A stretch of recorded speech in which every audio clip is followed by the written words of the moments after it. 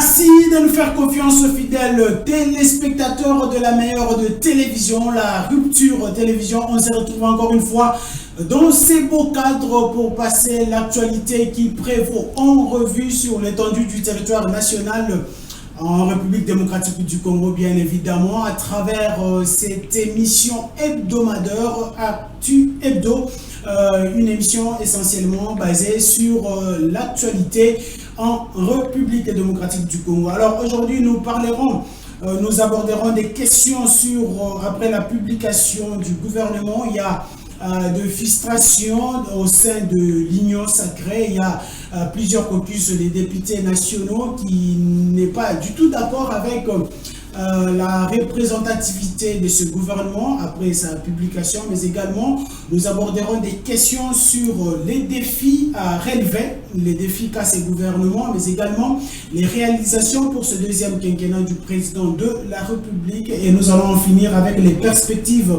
d'avenir depuis que ce gouvernement a été publié la semaine dernière. Et comment est-ce que les gens, l'opinion considèrent ou voient ce casting de ces animateurs de portefeuille? En tout cas, on en parle tout de suite dans cette émission, et nous avons l'honneur de recevoir sur ce plateau un analyste politique. Lui, c'est Marius Moubalama. C'est avec lui que nous allons passer l'actualité en revue. Bon après-midi et bienvenue. Merci beaucoup, messieurs les journalistes. Merci de m'avoir fait confiance à m'inviter sur ce beau plateau de Rupture Télévision. Félicitations pour le cadre qu'on ne trouve pas partout. Le professionnalisme aussi qui caractérise votre chaîne, que j'encourage, et je souhaiterais que vous puissiez garder vraiment le cap. Voilà. Merci beaucoup. Alors, je l'ai annoncé, plusieurs thématiques que nous allons aborder ici. D'abord, d'entrée de jeu après la publication du gouvernement, comment est-ce que vous analysez ce gouvernement? Un bon casting, les animateurs choisis. Comment est-ce que d'entrée de jeu, vous analysez la publication de ce gouvernement? Monsieur le journaliste, c'est une déception d'entrée de jeu, parce qu'on ne comprend pas tous. Si on devrait prendre près de 6 mois, presque la moitié d'une année, pour nous présenter une telle recette, donc ça n'a, pour des personnes avisées, ils considèrent ça comme le remaniement en fait du gouvernement passé, le gouvernement Samadé. Parce que près au moins de 40% de membres de ce gouvernement Sama qui sont revenus dans les gouvernements souminois. Et pourtant, quand vous suivez le speech du chef de l'État, il aurait émis le souhait de ne pas reprendre ou bien d'éviter les erreurs du passé. Et là, ce sont les mêmes acteurs des erreurs du passé qu'on reconduit encore dans les gouvernements souminois. Et du coup, est-ce que les personnes choisies, évidemment, est-ce que c'est une erreur par rapport au choix du président de la République? C'est une erreur parce que ce sont des personnes qui n'ont pas réussi dans les gouvernements passés.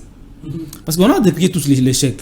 Tout le monde, même à l'Union sacrée, ils reconnaissent que le mandat du chef de l'État, le premier mandat, le gouvernement passé, n'a rien foutu. Ça a été un échec puissant. Ouais. Ils n'ont pas été à mesure de rencontrer les aspirations de la population, de relever à un certain niveau le bien-être de la population. Parce que la population continue à vivre dans la misère. Ouais. Le problème d'électricité, les problèmes d'eau potable, les problèmes sécuritaires continuent à battre son plein dans toutes les villes de la République démocratique du Congo. Et c'était la mission du gouvernement de donner à la population ce bien-être-là. Malheureusement, ça n'a pas été le cas. Et tout le monde a décrié, et le chef de l'État a déclaré en disant que non, il ne souhaiterait pas que les erreurs du passé puissent se reproduire. Et ça, ce mandat, ça a été le mandat de rattrapage. Malheureusement, les acteurs qu'on nous a présentés, ce sont ces mêmes acteurs-là qui ont participé à l'échec passé. Vous parlez de 40-60, quand déjà il y a 40-60, c'est-à-dire qu'il y a des nouveaux visages qui sont venus. À 60%, c'est déjà quand même une bonne chose. Même les 60%, il y a toujours des acteurs qui ont eu à travailler. Nous connaissons leur parcours. Il n'y a pas qui est de nouveau. Ouais, quand vous prenez à l'économie, l'estimé professeur Mukoko Samba, ce n'est pas un ancien. Il a un parcours. Et vous pouvez juger déjà le parcours de Daniel Mukoko Samba. Quand vous allez amener votre micro-trottoir à l'ONATRA et vous demandez quelle était sa gestion à l'ONATRA, les agents de l'ONATRA vont vous dire plus. Comment est-ce qu'il a quitté l'ONATRA? Est-ce qu'à l'ONATRA, il a quitté par la grande porte? Vous comprenez par là qu'on n'a pas grand-chose à espérer de ces gouvernements ici. Nous qui menons les combats pour le bien-être de la population, nous estimons que ces gouvernements ici ne vont pas répondre. Et déjà, quand vous suivez les grognes qui s'annoncent, mais qui se vident déjà au sein de l'Union sacrée, vous allez comprendre que même les acteurs de l'Union sacrée ne vont pas permettre à ce que Mme Soumina puisse travailler dans le sens de donner corps au projet du chef de l'État, qui est celui, n'est-ce pas, d'améliorer le bien-être. Parce que toute politique publique conçue et mise en place n'a qu'un seul objectif, améliorer le bien-être de la population. Quand ce n'est pas le cas, c'est que ce n'est pas une bonne politique. Mais Mme Judith peut travailler en tant que chef du gouvernement. Nommez pas le chef de l'État. Comment est-ce que ces derniers pourront mettre de crocs en jambes? Messieurs les journalistes, déjà, le gouvernement ici nommé montre que les aspirations de Mme Soumia n'ont pas été respectées. La vision qu'il voulait imprimer du nouveau gouvernement n'a pas été respectée. Il a été mis en difficulté par le cacique de l'Union sacrée. Parce que lors de sa nomination, elle a émis le vœu aussi de ne pas avoir dans son gouvernement le chef du parti politique et les autorités morales des regroupements. Elle a émis le vœu de réduire la taille du gouvernement. Mais quand vous voyez le gouvernement sortir, est-ce que c'est que... La taille a été réduite? Monsieur, le gouvernement que nous avons, c'est un gouvernement de 54 membres. Le gouvernement passé est un gouvernement de 57 membres. C'est presque pareil. 54 c'est presque pareil, monsieur. 45 et 40 ministères. Non. Il faut qu'on fasse la part s'il vous plaît, monsieur. 40 ministères, 54 membres du gouvernement. Ça veut dire que nous avons 54 membres du gouvernement. Dans le gouvernement passé, il y avait 57 membres du gouvernement. Ouais. Et ça, c'est déjà un problème. Et nous qui estimions qu'on devrait réduire aussi le train de vie de ces gouvernements-là, vous allez comprendre qu'il sera aussi difficile de réduire le train de vie de ces gouvernements-là. Et du coup, notre combat, donc notre souhait reste toujours pendant. Et c'est malheureux pour la population parce que leur problème ne sera pas résolu par ces gouvernements ici. Les guéguerres qu'il y a déjà à l'Union sacrée, les grognes, les conflits déjà créés, ça ne va pas permettre à ce que Mme Soumina soit à la hauteur. Les divergences ne sont pas aplanies parce que... je vous informe, peut-être si vous n'avez pas l'information, les personnes vivant avec un handicap, avant-hier, ont organisé une marche. Ils ont barricadé... Ils ont justement manifesté contre le choix qui est reconduit, qui est là depuis le premier gouvernement de Ilunga et Lunkamba. Mais justement, parce que vous ouvrez ça veut dire que... là, qu'est-ce qui est reproché à cette dame-là, évidemment? Cette dame-là, je crois, a été nommée dans le but pour travailler dans le sens d'améliorer aussi les conditions de vie de ses condisciples qui vivent aussi avec un handicap comme elle. Mais quand déjà ses condisciples, c'est les confrères qui vivent avec un handicap manifestent contre le choix de Mme Soumina, c'est que cette dame-là n'a pas répondu à leurs aspirations. Quand vous passez dans le foyer, n'est-ce pas, de personnes vivant avec un handicap, allez voir les conditions de vie là-bas. Ça laisse à désirer, messieurs les journalistes. Vous ne pouvez pas y vivre pendant 30 minutes. Pourquoi cette dame-là n'a pas travaillé dans le sens d'améliorer les conditions de vie de ses condisciples? Voilà pourquoi ils se sont mis ensemble pour dire non à ces choix-là. Le gouvernement ici, je peux dire que c'est un gouvernement anticonstitutionnel. Prenez l'article 90 de la Constitution, veut qu'un gouvernement soit représentatif. Nous avons 26 provinces et toutes les 26 provinces là, devraient être représentées dans ce gouvernement ici. Mais justement, c'est ça la lourdeur. Déjà, le gouverneur, déjà, le député de Maniema sont mécontents. J'aurais appris même que les députés de Maïndo sont mécontents parce qu'ils ne se retrouvent pas dans ce gouvernement ici. Oui, c'est ça la difficulté aussi. Ils ne se retrouvent pas dans ce gouvernement. Et comment maintenant Mme Soumina va travailler dans le sens de rencontrer les aspirations de tout le monde pendant qu'il y a déjà des grandes, il y a déjà certaines provinces qui sont exclues de son gouvernement. Kabouya qui a réuni le présidium de l'Union sacrée, mais également les présidents et les chefs des partis ainsi que les regroupements politiques, c'était justement pour calmer la teneur, pour aplanir les divergences. Et apparemment, tout va bien au sein de l'Union sacrée. Selon les dernières informations qui sont à notre disposition, il paraîtrait que cette réunion s'est soldée en queue de poisson. Il n'y a pas eu entente. On n'a pas tenu compte des forces politiques. Selon les mêmes membres de l'Union sacrée, ils se disaient que non, il s'était entendu que chaque regroupement qui a dit plus ou moins 10 ministères avait directement d'office droit 10 députés contre un portefeuille. Contre un portefeuille. Il y a plusieurs regroupements comme ça qui ont au-delà de 10 ministères, des 10 députés à l'Assemblée nationale, mais qui ne se sont pas vus octroyer un portefeuille. Et ça crée des grognes. Je vous informe que peut-être vous ne le savez pas, le président Batsirou Kwebo, un membre influent, n'est-ce pas, du présidium de l'Union sacrée, ne s'était pas présenté à cette rencontre-là. Pourquoi ne s'était-il pas présenté à cette réunion alors qu'il a toujours été dans toutes les réunions de l'Union sacrée, du présidium, bien entendu. Pourquoi il ne s'était pas présenté? Parce qu'il est mécontent. Il est mécontent de ce qui s'était fait. Il pouvait vous imaginer le ministère du Travail et Prévoyance sociale qui serait octroyé au président, en fait, à l'AFDZA, et qu'on prend la branche Prévoyance sociale, qu'on la mette à la disposition du ministère au ministère de Santé. Donc on prend la branche la plus importante de ce ministère-là, on amène ça au ministère de Santé, là où c'est l'IDPS qui a le contrôle. Vous allez comprendre que... Mais justement, M. Marius, le problème c'est ces divergences-là auxquelles on devrait d'abord trouver solution avant que le gouvernement soit nommé. Parce que ces divergences-là, le gouvernement est déjà sorti, ça crée des grogne, ça crée des blocages, ça crée des frustrations, et du coup le gouvernement ici aura du mal à travailler. Comme je l'ai dit tantôt ici, Mme Soumina avait émis le vœu de ne pas voir le chef de parti politique, des regroupements de partis politiques et des regroupements politiques dans son gouvernement. Mais vous allez voir le visage qui sont là, ce sont les présidents des partis politiques et le chef des regroupements. Ça veut dire que au-delà de ça, il y a aussi donc les ministres qui sont là vont plus répondre, n'est-ce pas, à les autorités morales. Ils vont plus travailler pour les autorités morales que de travailler pour le bien-être de la population. Ils vont plus écouter les autorités morales. Les autorités morales qui sont là aussi, ils vont se sentir autonomes, indépendants, n'est-ce pas, vis-à-vis de Mme Soumina. Et pourtant, ils sont sous la direction de Mme Soumina, qui a la charge de coordonner l'action gouvernementale afin de répondre ou bien de donner corps au projet de société des chefs de l'État. Mais malheureusement, cette architecture-là ne donne pas espoir.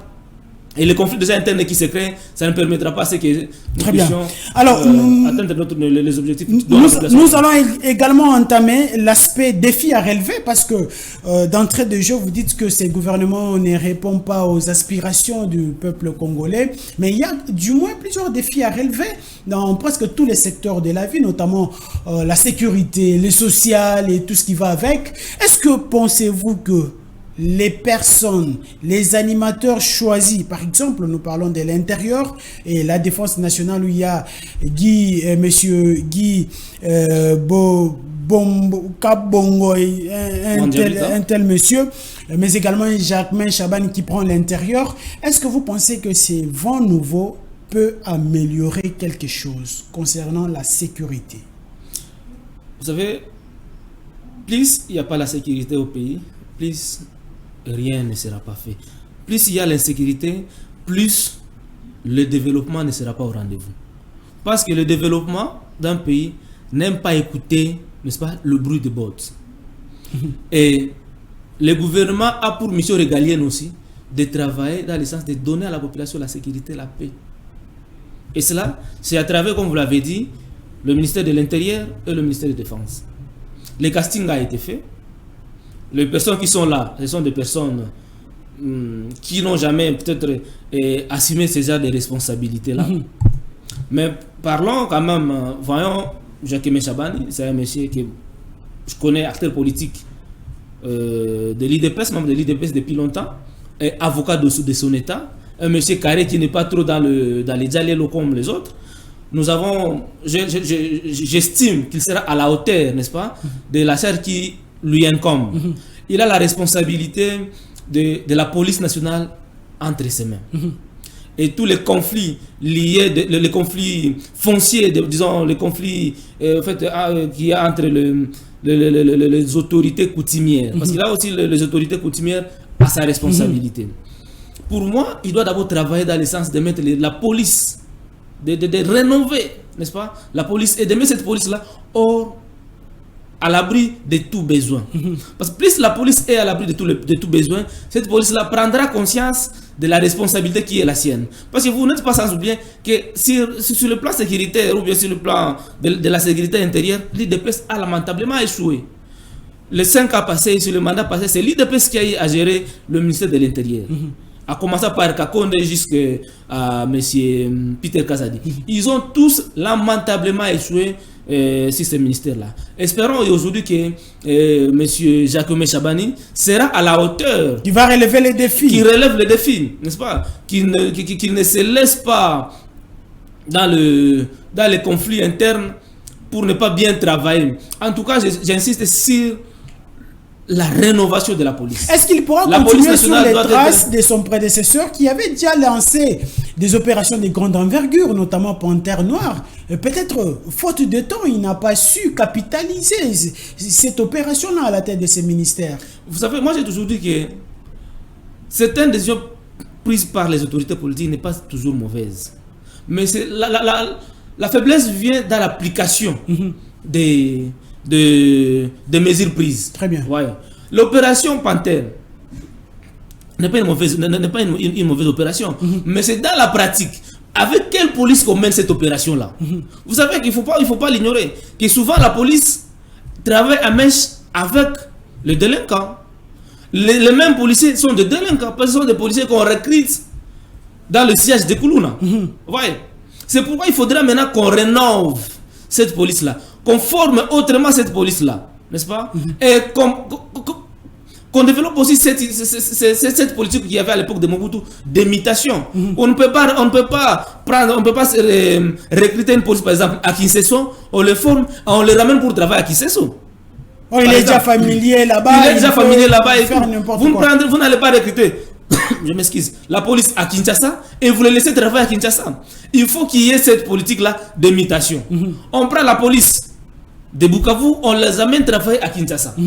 La police, c'est de Kinshasa, par exemple, on les amène à Kananga, ainsi de suite. Ça va leur permettre de découvrir le milieu, de s'adapter au nouveau, de ne pas s'adapter aux nouvelles mentalités, mais plutôt de s'adapter de manière professionnelle, mais toujours dans leur but de sécuriser la population et leurs biens. Plus on est familier, n'est-ce pas, au milieu, plus on est auteur de plusieurs dégâts. Et donc, cette police-là doit être mise à l'abri de tout besoin, doit être professionnelle, et cela revient à la charge du ministre de l'Intérieur. Très bien. Alors, abordons la question de la défense nationale, parce que Jean-Pierre Bemba qui avait d'ailleurs la confiance du président de la République, mais dans ce gouvernement soumis à Jean-Pierre Bemba, n'occupe pas encore ses postes en tant que ministre de la Défense. Plutôt, il a été envoyé du côté de transport et voies des communications. Peut-on dire que Jean-Pierre Bemba a échoué dans ces ministères-là, ou c'est tout simplement le président de la République qui voulait essayer un autre vent? Quand on décide de reconduire un ministre qui a occupé un portefeuille, pour notre portefeuille, on se base sur quels critères? Est-ce que M. Jean-Pierre Bemba a-t-il réussi la mission qui était la sienne dans le gouvernement Sama 2? Est-ce qu'il a pu vraiment donner, n'est-ce pas, ou bien répondre à la mission dont le président de la République lui avait confié? Ce sont toutes ces questions qui nous laissent perplexes. Voilà. Est-ce qu'il a vraiment bien réussi? Parce que quand vous allez dans les Nord Kivu, là où il y a la guerre, combien de territoires que le pays a récupéré sous la gouvernance de M. Jean-Pierre Bemba? Ce sont là les questions qu'on doit se poser. Moi, j'estime que M. Jean-Pierre Bemba n'a pas répondu, n'est-ce pas, aux missions qui lui ont été confiées. La défense a largement échoué dans sa mission. Et donc, pour moi, il ne devrait pas être reconduit. Mais malheureusement, le monsieur s'est encore retrouvé ministre des Transports. Je suppose que c'est là où il y a son profil. Son profil n'était pas à la défense. Le fait d'être rebelle, d'avoir été rebelle par le passé, ne vous donne pas, n'est-ce pas, la qualité d'un bon militaire, mais quelqu'un qui maîtrise les rouages de la défense. Tu vois? J'estime qu'on lui avait mis, ou bien on lui avait donné ce ministère-là en fonction de ce qu'il a été par le passé. Il a été rebelle, il n'a jamais été militaire, Jean-Pierre Bemba. Au contraire, Jean-Pierre Bemba, c'est un gestionnaire d'entreprise. Il a été DG, il a géré leur entreprise familiale, mais il y a là aussi à la question. Qu'en est-il de cette entreprise familiale qu'il a gérée?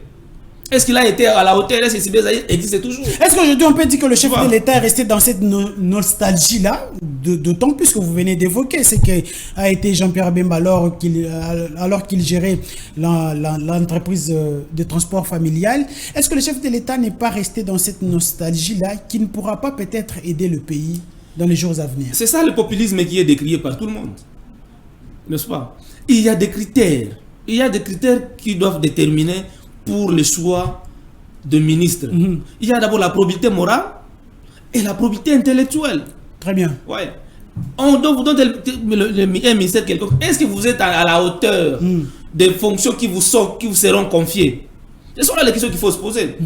On ne doit pas prendre seulement les gens comme ça parce qu'il faut prendre. Mais il faut prendre des personnes qui vont répondre, qui seront à la hauteur des missions qui seront les leurs. La défense, c'est chaque jour que nos frères RDC perdent de territoire. N'est-ce pas? Qu'est-ce que M. Jean-Pierre Bemba a fait pour combattre au sein de l'armée les détournements des ratios de militaires? Qu'est-ce qu'il a fait pour que les salaires des militaires soient payés à temps? Qu'est-ce qu'il a fait pour améliorer les conditions de vie des militaires et de leurs familles? Parce qu'un militaire part en guerre, il doit se rassurer que sa famille à Kinshasa, qu'il laisse à Kinshasa, ou bien qu'il laisse en ville, reste dans de bonnes conditions. Il ne sera pas soumis à des questions de famille, à des questions de santé et consorts. Comme ça, là où il est, sa morale sera apaisée. Ouais. Aujourd'hui, il est au ministère on l'envoie au ministère des Transports. Est-ce qu'il sera à la hauteur de ces ministères-là? On lui laisse la chance. Il n'a pas encore travaillé. On lui laisse la chance. On va voir la politique qui va justement amener là-bas. Déjà, son échec laisse pas seulement lui. Et tous les ministres qui ont été reconduits. Tous les 18 ministres du gouvernement passé qui ont été reconduits, tous ont lamentablement échoué. Monsieur Kibasa Maliba, celui qui est au Pétentique, qu'est-ce qu'il a fait de spécial pour qu'il soit reconduit au ministère de Pétentique? Jean-Lucien Mbissa. Les questions restent toujours pendantes. Est-ce que tout ce qui a été pris à la population, y compris moi, nous sera-t-il restitué? C'est ça la question. Très bien. Je rappelle que je suis en train de recevoir M. Marius Moubalama. C'est avec lui que nous sommes en train de passer en revue l'actualité qui prévaut sur l'étendue du territoire national. Après la publication du gouvernement, la question qui reste, c'est celle de l'investiture de ce gouvernement, où à partir du moment où à l'Assemblée nationale, les violents ne s'accordent pas parce qu'il y a une frange des députés nationaux qui pensent que le gouvernement n'était pas représentatif. En tout cas, il y a encore de quoi boire et à manger. Dans cette atmosphère, pensez-vous que l'investiture du gouvernement pourra avoir lieu au courant de cette semaine, par exemple? Déjà, ils sont en train de se battre pour harmoniser le vie. Il y a les conflits qui est déjà là, auxquels on n'arrive toujours pas à trouver solution. N'est-ce pas? Déjà, il y a ces députés pétitionnaires qui se sont mis ensemble pour que le gouvernement ne soit pas investi. C'est déjà un blocage. C'est déjà un blocage. Il y a aussi l'ordonnance du chef de l'État qui est déjà en vigueur. Malheureusement, on ne peut pas aussi revenir sur l'ordonnance. Ce sont des questions pour lesquelles il fallait d'abord travailler, pour qu'après la sortie du gouvernement, qu'il n'y ait pas conflit. Monsieur le journaliste, est-ce que vous pouvez comprendre qu'un seul parti puisse arroger à lui seul 60% des membres du gouvernement? Pendant qu'il y a d'autres partis qui ont contribué à faire que le chef de l'État soit réélu. Il n'y a pas un seul parti qui a travaillé. C'est tous les autres partis qui ont mis les efforts ensemble pour qu'ils soient encore au pouvoir. Mais on a négligé tout le monde. On a fait les choses à volonté. Et vous allez trouver des regroupements qui a deux députés. Et qui ont un portefeuille. Mais c'est Moutam. C'est sur base de quoi il est nommé ministre d'État à la justice. Mais est-ce que ça ne relève pas aussi du pouvoir du président de la République? On peut appeler le pouvoir discrétionnaire de nommer qui il veut. Le pouvoir discrétionnaire. Il peut nommer qui il veut. Le pouvoir discrétionnaire du chef de l'État ne veut pas dire qu'on doit aller en dehors de la Constitution. Ce pouvoir-là doit respecter le prescrit de l'article 90 de la Constitution. S'il est dans le respect de l'article 90, libre à lui de nommer qui il veut. La représentativité. Et chez eux aussi, ils se disent question de poids politique. Ouais, question de poids politique. C'est là où il y a le problème. Et c'est là qui va créer des conflits internes qui seront ingérables au sein de l'Union sacrée. Vous allez voir, il y a même des ministères qu'on a créés qui vont s'accaparer des prérogatives des autres ministères ou bien des entités décentralisées, des entités territoriales décentralisées. Je vous en donne un exemple. On a créé un vice-ministre à l'urbanisme, un ministre délégué à l'urbanisme chargé de la politique de la ville. Ce ministère-là du gouvernement central va s'occuper de quelle ville? Parce qu'on dit de la politique de la ville. Va s'occuper de quelle ville? C'est la ville de Kinshasa? C'est la ville de Matadi? C'est la ville de Boudjima? La RDC a plusieurs villes. C'est ça. Il s'agit de quelle ville? Mais s'il s'agissait de la ville de Kinshasa, qu'en est-il du gouverneur de la province et de ce ministre de l'urbanisme? Si le gouverneur de Kinshasa veut urbaniser, par exemple, la commune de Maluku, va-t-il faire référence au ministre délégué chargé de la politique de la ville, ou bien il va charger ce travail au ministre de l'urbanisme et de la ville de Kinshasa? Est-ce que vous pensez que ça va apporter le conflit de compétences dans la gestion? Bien sûr, il y aura ces conflits-là qu'on ne sera pas géré. Et du coup, ça sera en train de bloquer le travail de Mme Soumino. C'est là qu'il y a le problème. Et plus on cherche à résoudre le problème, plus le bien-être de la population ne sera pas en train de trouver solution. Parce qu'on va s'attendre d'abord à trouver solution au problème. Le problème est un problème créé par eux-mêmes. Et c'est par là qu'il faut comprendre que le blocage dont on a décrié n'est pas venu de nulle part. Il est venu de l'union sacrée. Donc, le problème, c'est l'union sacrée lui-même, qui ne veut pas fédérer tous les efforts autour d'eux, en fait, de travailler pour améliorer les conditions de vie. Donc, il n'y avait pas une bonne gestion des ambitions au sein de l'union sacrée. Depuis longtemps, il n'y a jamais eu une bonne gestion des ambitions au sein de l'union sacrée. Nous avions connu l'Assemblée. Pourquoi l'Assemblée nationale a traîné? C'est parce qu'on n'arrivait pas toujours à déterminer qui sera président de l'Assemblée nationale. Il a fallu aller, n'est-ce pas, au primaire pour déterminer le ticket de l'union sacrée. Alors qu'on pouvait dire non, notre ticket c'est telle personne. Si vous autres là vous voulez, allez-y. La liberté, soyez tous candidats. Mais nous choisissons notre candidat parce que ça a été le même cas pour d'autres postes à l'instar du poste du président de l'Assemblée. Et ce conflit risque de bloquer l'investiture du gouvernement. Ça bloque déjà. Ça bloque déjà. Parce que les pétitionnaires sont en train de signer leur pétition. S'ils atteignaient le quorum, le nombre qu'il faut, le gouvernement ne sera pas installé. Il semblerait qu'il exigerait une somme d'argent pour atténuer cette décision-là. Vous allez comprendre par là que nous sommes en train de tourner à rond. Si déjà ça commence à ce niveau-là, c'est de la corruption. Si déjà les pétitionnaires peuvent commencer déjà à demander à ce qu'on puisse leur donner de l'argent pour laisser. Ça veut dire que le gouvernement ici sera en train de débourser de l'argent pour entretenir l'Assemblée nationale. Ah, j'ai dit, il semblerait que je n'ai pas confirmé. C'est selon nos informations, en notre possession. Il n'y a pas de fumée sans feu. Si déjà des rumeurs commencent à circuler comme ça, c'est qu'il y a quelque chose de vrai dans ces rumeurs-là. Donc, ce gouvernement ici sera en train de passer son temps pour entretenir l'Assemblée nationale afin que le ministre ne soit pas tombé. Et c'est là que j'en appelle à la conscience du président, l'honorable Vital Kamerhe, président de l'Assemblée nationale, de s'atteler beaucoup plus au contrôle parlementaire. Que tous ces ministres-là qui ne vont pas travailler dans le sens de rencontrer le besoin de la population soient interpellés, n'est-ce pas? Et s'il faut même l'éjecter du gouvernement, de l'éjecter s'il n'a pas répondu aux aspirations de la population. Vital Kamerhe qui a autorisé cette ouverture d'une instruction judiciaire à l'encontre de Nicolas Kazadi. Règlement de compte ou le travail? C'est le travail.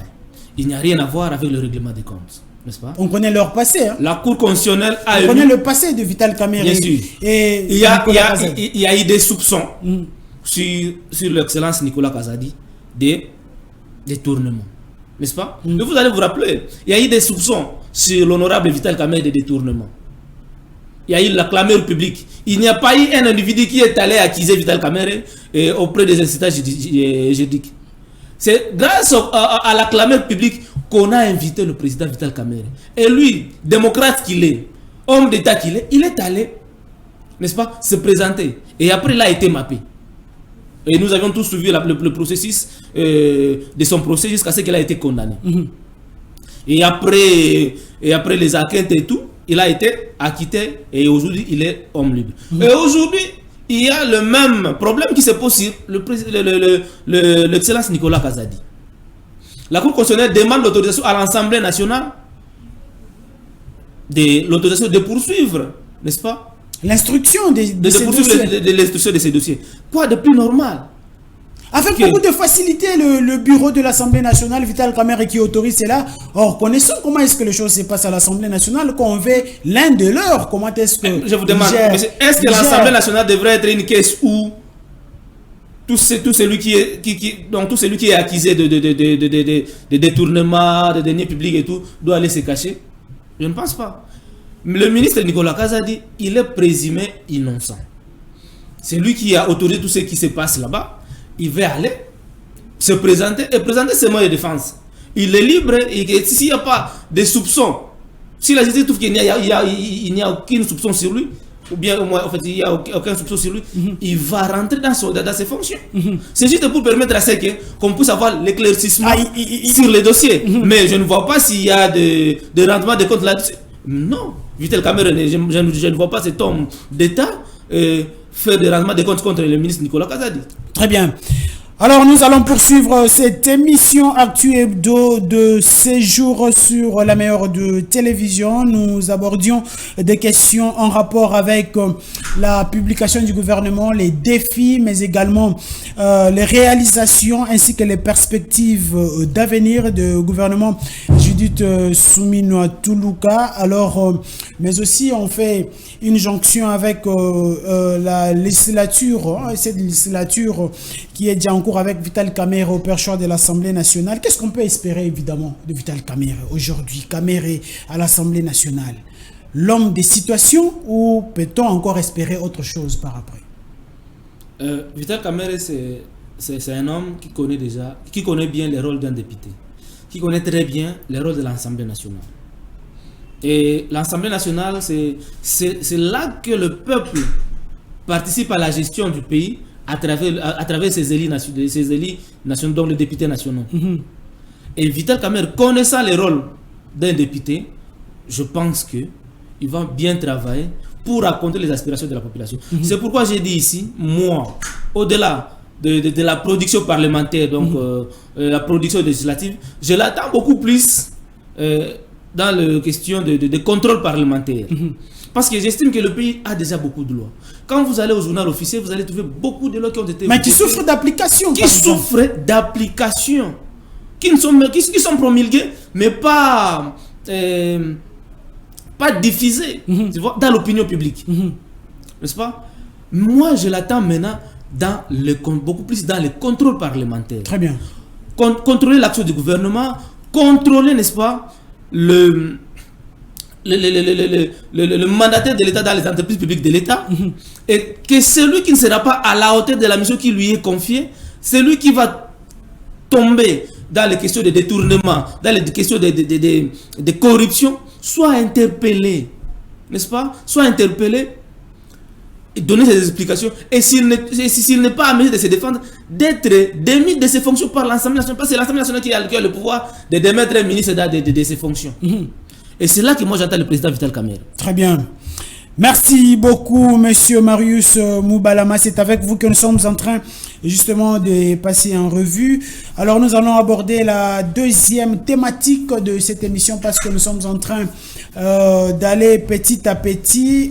Quelle alternative pour justement arriver à mettre fin à ces tueries, ces massacres, cette guerre dans la partie est de la RDC. Nous avons parlé de l'actuel ministre de la Défense récemment nommé. Il a un défi à relever dans cette partie-là. Mais quelle alternative? Devrons-nous se prendre en charge ou devrons-nous regarder ailleurs? Devrons-nous tendre les mains ailleurs pour avoir l'appui des autres afin que nous puissions mettre fin dans cette partie de la République démocratique du Congo? Merci beaucoup, monsieur le journaliste. Vous allez comprendre que depuis un certain moment, on ne tient pas, par rapport au conflit de l'Est, on ne donne pas beaucoup plus de l'importance aux main-d'œuvre locales, au capital humain congolais. Et on s'attache plus à des organisations régionales dans lesquelles nous faisons partie, dans lesquelles nous sommes membres. On a fait appel aux aux militaires de l'EAC, pas de l'EAC, de la SADC. Non, pas avant de la SADC, c'était de la communauté de l'Afrique de l'Est. Il n'y a pas eu aucun résultat. On a fait appel à la SADC. SADC a tergiversé avant de venir. Et toujours, il y a toujours ces problèmes-là. Donc, nous devons d'abord commencer par comprendre que le problème des Congo doit être résolu par les Congolais. Bien sûr que les uns et les autres peuvent nous apporter leur appui, mais nous d'abord. Ça veut dire que nous devons beaucoup plus compter sur notre armée. Et nous avons une armée qui est forte et puissante. C'est question seulement de lui donner les moyens nécessaires, n'est-ce pas? De lui donner les moyens nécessaires, de le mettre, comme je l'ai dit pour la police, à l'abri de tout besoin. De la décharger ou bien les décharger de toute forme d'infiltration.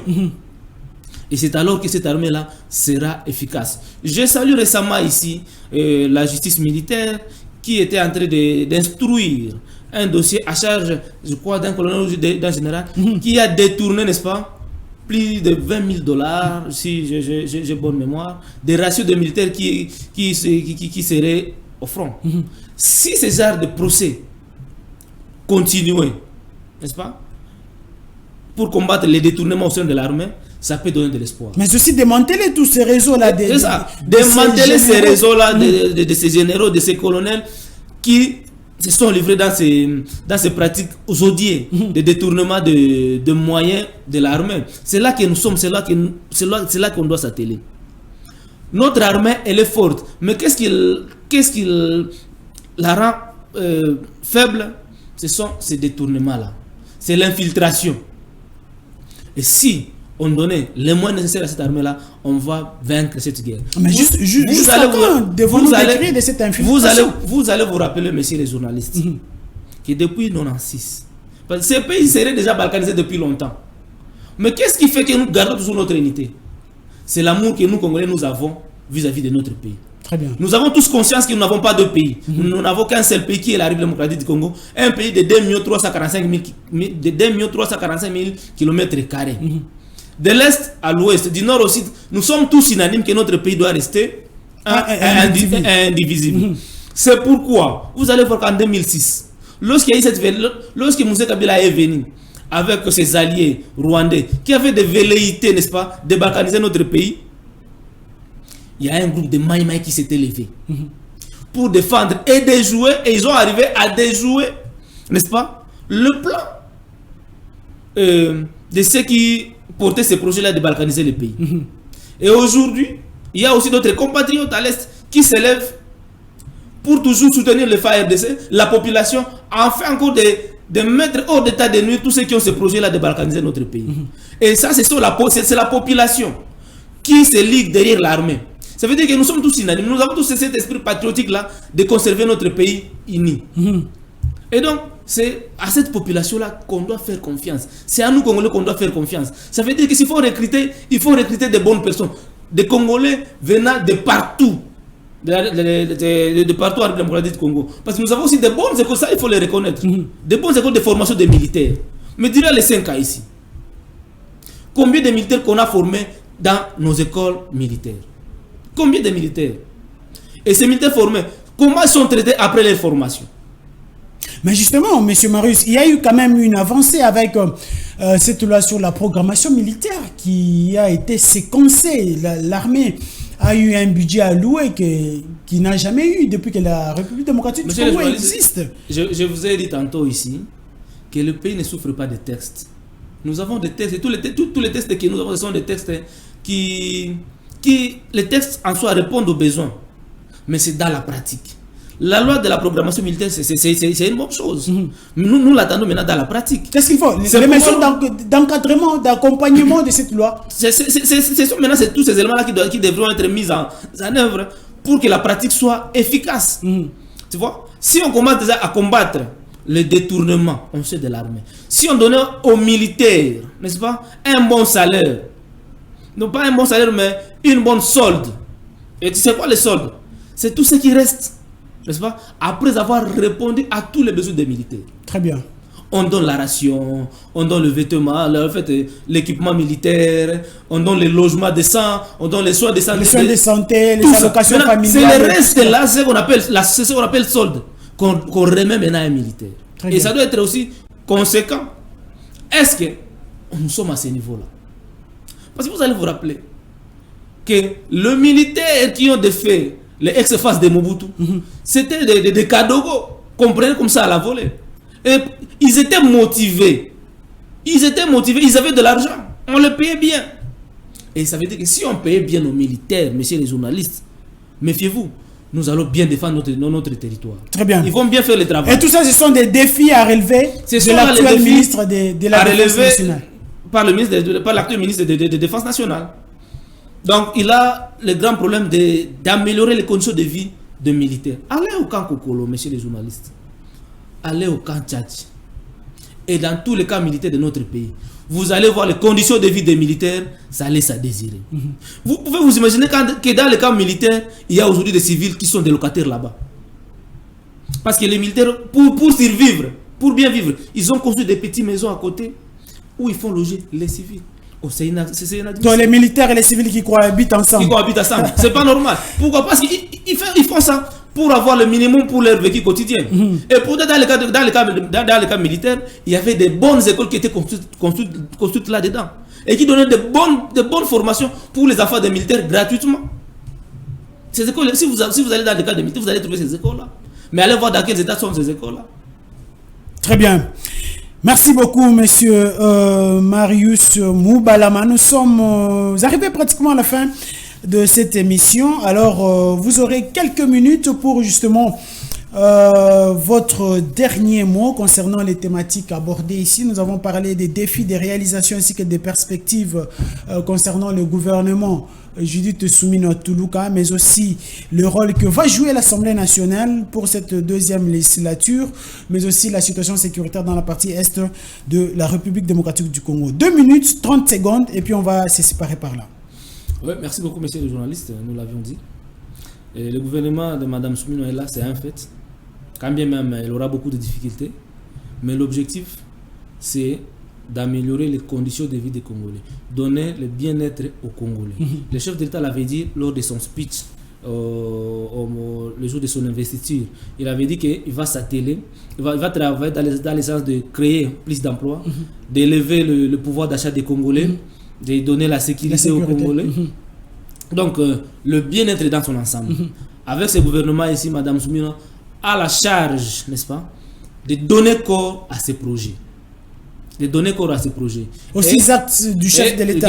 Méfiez-vous, il ne faudrait pas qu'elle pense que comme elle est femme, qu'elle aura de la compassion de la population si elle n'arrive pas à donner aux Congolais ce dont ils attendent. Il doit travailler. Parce que si elle est là, si elle est nommée Premier ministre, je crois, ce n'est pas parce qu'elle était femme. C'est parce que le chef de l'État a estimé qu'elle a de la compétence.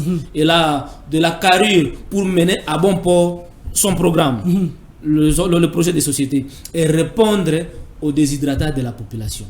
Quant à ce qui concerne l'Assemblée nationale, comme je l'ai dit, nous attendons, n'est-ce pas, l'Assemblée nationale, beaucoup plus moi personnellement, à ce qu'on appelle contrôle parlementaire, qui ne soit pas transigeant face aux ministres qui ne seront pas compétents par rapport aux tâches qui les seront confiées.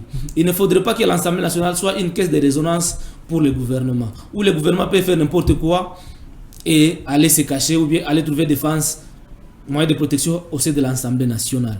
Quant à ce qui concerne la sécurité nationale, nous avions dit que nous pensons que nous sommes le seul peuple capable de nous battre pour notre pays.